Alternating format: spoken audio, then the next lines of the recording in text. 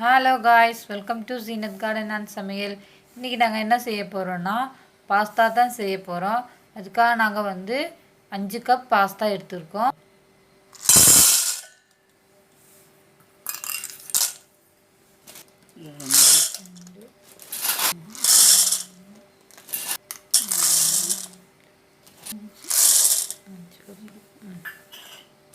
அஞ்சு கப் எடுத்தாச்சு. இப்போ நம்ம இந்த பாஸ்தா நல்லா வேக வச்சு எடுத்துடணும். இப்போ பாஸ்தா வேக வைக்கிறதுக்காக நாங்கள் ஃபஸ்ட்டே தண்ணி வச்சுருந்தோம். இப்போ தண்ணி பார்த்திங்கன்னா நல்லா கொதிக்கிறதுக்கு ஆயிடுச்சு. தண்ணி இப்போ கொதிக்கும் போது நம்ம இந்த பாஸ்தா போட வேண்டியது தான். இப்போ இந்த தண்ணி நல்லா கொதிக்க ஆரம்பிச்சு. இந்த கொதிக்கிற டைமில் நம்ம 1 டீஸ்பூன் எண்ணெய் ஊற்றிக்கலாம். இப்போ எண்ணெய் எதுக்கு ஊற்றுறோன்னா பாஸ்தாவில் வெந்து வரும்போது ஒன்றுக்கு ஒன்றா ஒட்டாமல் இருக்கிறதுக்காக தான் நாங்கள் எண்ணெய் ஊற்றிருக்கோம். இப்போ தண்ணி நல்லா கொதிச்சிருச்சு. இப்போ நம்ம பாஸ்தா போட்டுக்கலாம்.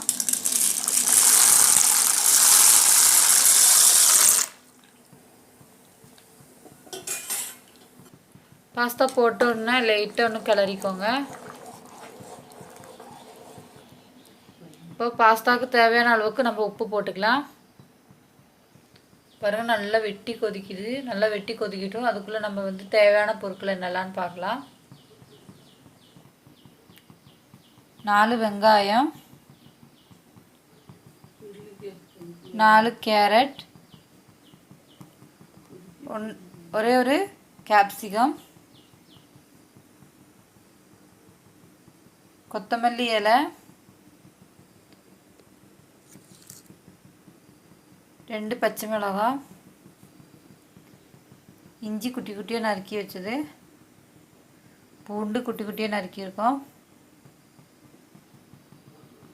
ஒரு 10 பீன்ஸு, 4 தக்காளி நல்லா பேஸ்ட் பண்ணி வச்சுருக்கோம், ஒரு இனுக்கு கருவேப்பிலை. இப்போ தேவையான பொருட்களெல்லாம் பார்த்தாச்சு. இப்போ வாங்க பாஸ்தா வெந்துச்சான்னு பார்க்கலாம்.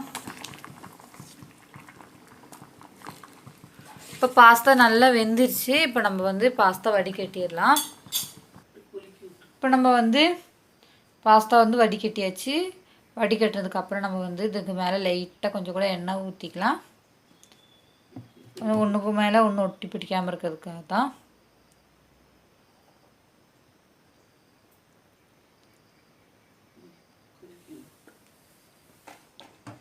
ஊற்றுனதுக்கப்புறம் நீங்கள் லைட்டாக ஷேக் பண்ணி விட்டுக்கோங்க. எல்லாம் எண்ணெய் ஊற்றுறதுக்கப்புறம் நான் லைட்டாக ஷேக் பண்ணி விட்டாச்சு.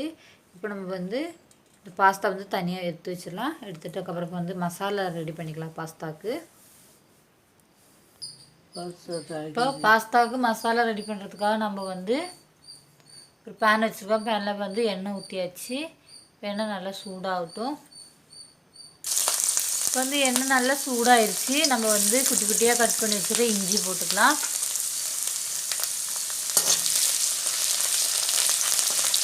இஞ்சி பேஸ்ட் இப்போ பூண்டு போட்டுக்கலாம்.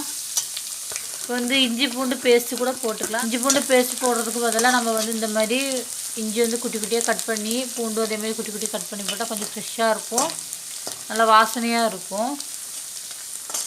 இஞ்சி பூண்டு அப்படியே நீங்கள் இஞ்சி பூண்டு பேஸ்ட்டு போட்டு கூட செஞ்சுக்கலாம், ஒன்றும் பிரச்சனை இல்லை. இப்படி இஞ்சி பூண்டு நல்லா வதங்கிட்டோம். நம்ம கருவேப்பிலை போட்டுக்கலாம்.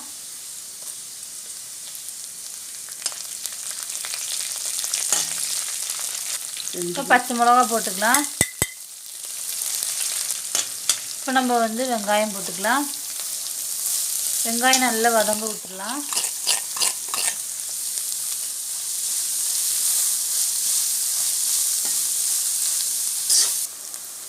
வெங்காயம் நல்லா வதங்கிருச்சு. இப்போ நம்ம பீன்ஸ் போட்டுக்கலாம்.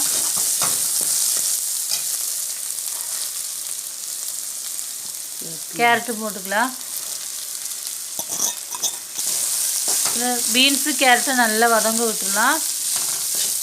இப்போ தேவையான அளவுக்கு உப்பு போட்டுக்கலாம். நம்ம ஏற்கனவே பாஸ்தாவில் உப்பு போட்டிருக்கோம், அதனால் நீங்கள் பார்த்து உப்பு போட்டுக்கோங்க. நல்லா கிளறி விட்டு நல்லா வதங்க விட்டுடலாம். கேரட்டு பீன்ஸு நல்லா வதங்கிடுச்சு. இப்போ நம்ம வந்து கரம் மசாலா போட்டுக்கலாம்.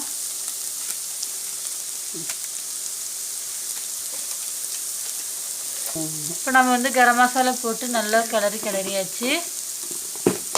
வந்து மிளகாத்தூள் ஒரு டேபிள் ஸ்பூன் போட்டுக்கலாம். நம்ம வந்து 2 பச்சை மிளகா போட்டிருக்கோம், அதனால் கொஞ்சம் காரம் பார்த்து போட்டுக்கோங்க. இப்போ நம்ம வந்து ஒரு 1/4 டீஸ்பூன் பிளாக் பெப்பர் போட்டுக்கலாம். அதனால் காரம் இருக்கும், கொஞ்சம் கவனமாக நீங்கள் பார்த்துக்கோங்க. உங்களுக்கு காரம் பிடிச்சானா நீங்கள் எக்ஸ்ட்ரா ஆட் பண்ணிக்கலாம். இப்போ பிளாக் பெப்பர் மிளகாத்தூளெல்லாம் போட்டாச்சு. இப்போ நம்ம வந்து மேலேயும் கீழேயுமா நல்லா கிளறி விட்டுக்கோங்க.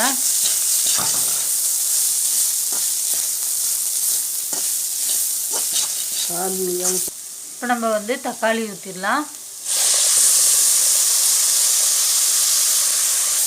தக்காளி ஊற்றியாச்சு. இப்போ நம்ம வந்து தக்காளி பச்சை வாசனை போகிற வரை நல்லா வதங்க விட்டுடலாம்.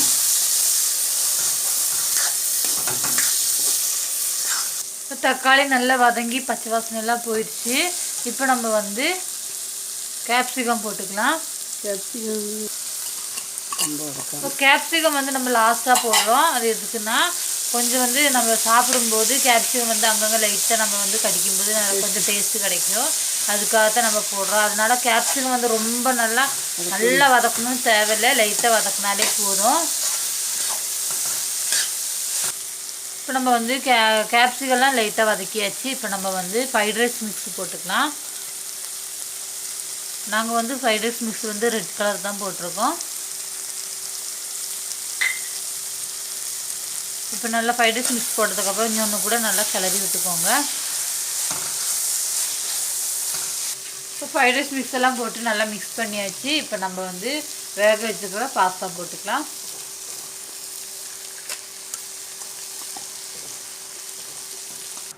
இப்போ நம்ம வந்து பாஸ்தாலாம் போட்டாச்சு. பாஸ்தா போட்டதுக்கப்புறம் வந்து லைட்டாக மேலேயும் கீழேயுமா நல்லா கிளறி விட்டுக்கோங்க.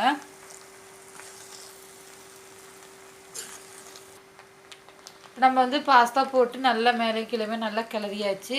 கிளறினதுக்கப்புறம் நம்ம வந்து டொமேட்டோ சாஸ் ஊற்றிடலாம்.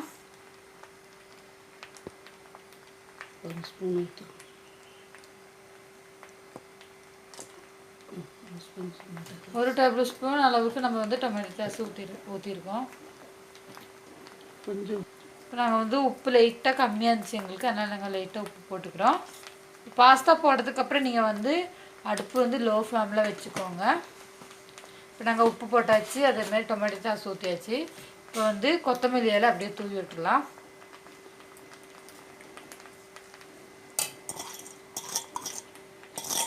கொத்தமல்லி இலையெல்லாம் தூவியாச்சு.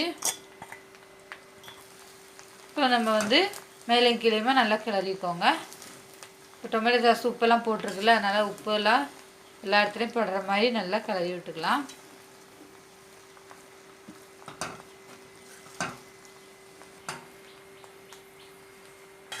இப்போ வந்து பாஸ்தாலாம் ரெடி ஆயிடுச்சு. இப்போ நம்ம வந்து அடுப்பு ஆஃப் பண்ணிட வேண்டியது தான். அடுப்பு ஆஃப் பண்ணதுக்கப்புறம் நம்ம வந்து தட்டுக்கு மாற்றிக்கலாம். இப்போ பாஸ்தாலாம் ரெடி ஆயிடுச்சு, நம்ம வந்து தட்டுக்கு மாற்றியாச்சு. இப்போ வாங்க டேஸ்ட் பண்ணி பார்க்கலாம் எப்படி இருக்குன்னு.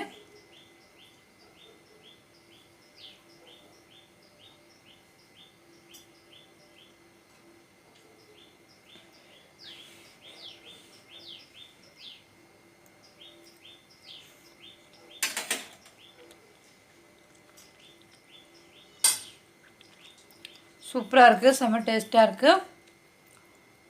கண்டிப்பாக உங்கள் வீட்டில் நீங்கள் இதேமாதிரி ட்ரை பண்ணி பாருங்கள். இந்த வீடியோ பிடிச்சிருந்தால் மறக்காமல் லைக் பண்ணுங்கள், சப்ஸ்கிரைப் பண்ணுங்கள், கூடவே பெல்லும் கிளிக் பண்ணுங்கள். அப்போ தான் நாங்கள் போடுற வீடியோ எல்லாம் உங்களுக்கு உடனே வந்து சேரும். உங்கள் ஃப்ரெண்ட்ஸ் அண்ட் ஃபேமிலிக்கு ஷேர் பண்ணுங்கள். பாய் காய்ஸ், அடுத்த வீடியோவில் பார்க்கலாம்.